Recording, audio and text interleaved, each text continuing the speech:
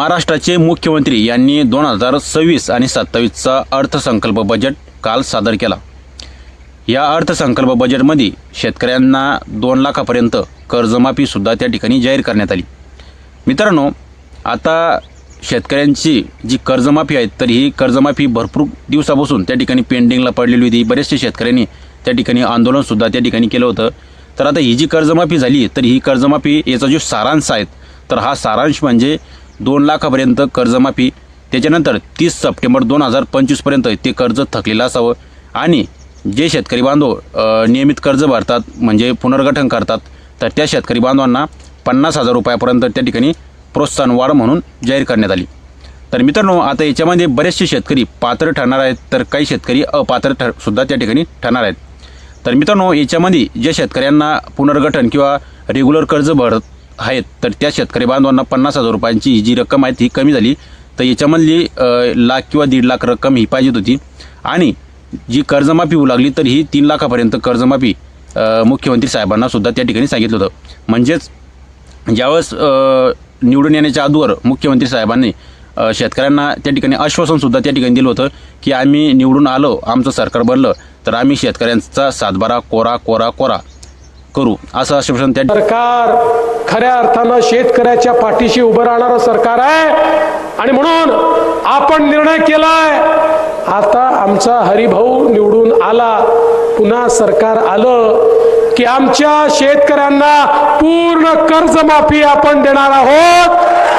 शेतकऱ्यांचा सातबारा करूया कोरा कोरा कोरा कोरा सातबारा शेतकऱ्यांचा करण्याचा निर्णय आपल्या सरकारने घेतलेला आहे।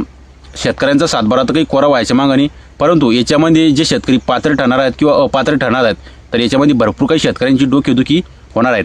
कारण की ज्यावेळेस 2017ला देवेंद्र फडणवीस साहेब हे सरकारमध्ये होते तर त्यावेळेस सुद्धा साहेबांनी अशीच कर्जमाफी त्या ठिकाणी केली होती आणि नंतर मग उद्धव साहेब हे सरकारमध्ये आलते 2019ला तर त्यांनी सरसगट कर्जमाफी जाहीर केली होती। कोणतंच डॉक्युमेंट न लावता कोणताच कागद न जोडता सरसगट कर्जमाफी त्या ठिकाणी केली होती। याच्यामध्ये बरेच काही नियम आणि अटी त्या ठिकाणी दिसून येणार आहेत। जे शेतकरी बांधव हे रेग्युलर कर्ज भरतात त्या शेतकरी बांधवांना 50,000 रुपयाची जी प्रोत्साहन मदत वाढून मिळणार आहेत तर ही कमी होऊ लागली आणि जे शेतकरी बांधव आता अपात्र आणि पात्र कोण ठरणार आहेत याची सुद्धा शेतकरी बांधवांना आता कल्पना नाही। तर मित्रांनो, ज्या शेतकरी बांधवांनी 2021, 22 आणि 23 या 3 वर्षामध्ये कर्ज काढलेलं असेल आणि ते शेतकरी बांधवांचं कर्ज 30 सप्टेंबर 2025 पर्यंत थकलेलं असेल तर अशाच शेतकऱ्यांचं कर्जमाफीमध्ये त्या ठिकाणी नाव असणार आहेत आणि त्यांचं हे कर्जमाफ होणार आहेत।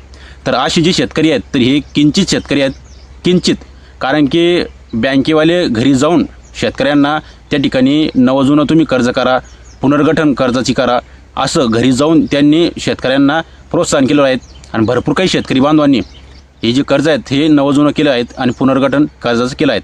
तर हे शेतकरी आता कोणते पात्र ठरणार आहेत आणि कोणते अपात्र ठरणार आहेत तर आता याचीच वाट पाहणार आहेत। तर मित्रांनो, थोडक्यामध्ये ज्या शेतकरी बांधवांनी 2021, 22, 23 या कालावधीमध्ये कर्ज काढलेलं असेल आणि ते कर्ज 30 सप्टेंबर 2025 पर्यंत थकलेलं असेल, कोणतंच कर्ज म्हणजे 1 रुपयासुद्धा त्या ठिकाणी भरलेलं नसेल तर त्या शेतकरी बांधवांचं कर्ज हे माफ होणार आहेत। आणि ज्या शेतकरी बांधवांनी 21, 22, 23 लोक कर्ज काढलेलं असेल किंवा 24 लोक सुद्धा काढलेलं असेल आणि ते कर्जाची परतफेड किंवा पुनर्गठन त्या ठिकाणी करेल असेल तर त्या शेतकरी बांधवांचं कर्ज हे माफ होणार नाही।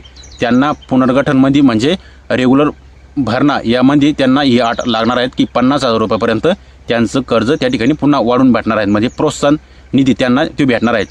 तर अशा पद्धतीनं ही कर्जमाफी त्या ठिकाणी झालेली आहेत आणि ह्या कर्जमाफीबाबत भरपूर काही शेतकरी आता नाराज होताना दिसणार आहेत। कारण की कर्जमाफी ही सरसगट झालेली पाहिजे होती, म्हणजे सरसगट कोणताच कागद न जोडता, कोणतीच अट न लावता किंवा अटी व पात्र न लावता म्हणजे सरसगट कर्जमाफी व्हायला पाहिजे होती, असं बरेचसे शेतकऱ्यांना वाटतं। तर मित्रांनो, तुम्हाला कसं वाटतं हे खाली कमेंट बॉक्समध्ये नक्की सांगा आणि नवीन असाल तर आपल्या चॅनलला सबस्क्राईब करून जा। तर मित्रांनो, धन्यवाद।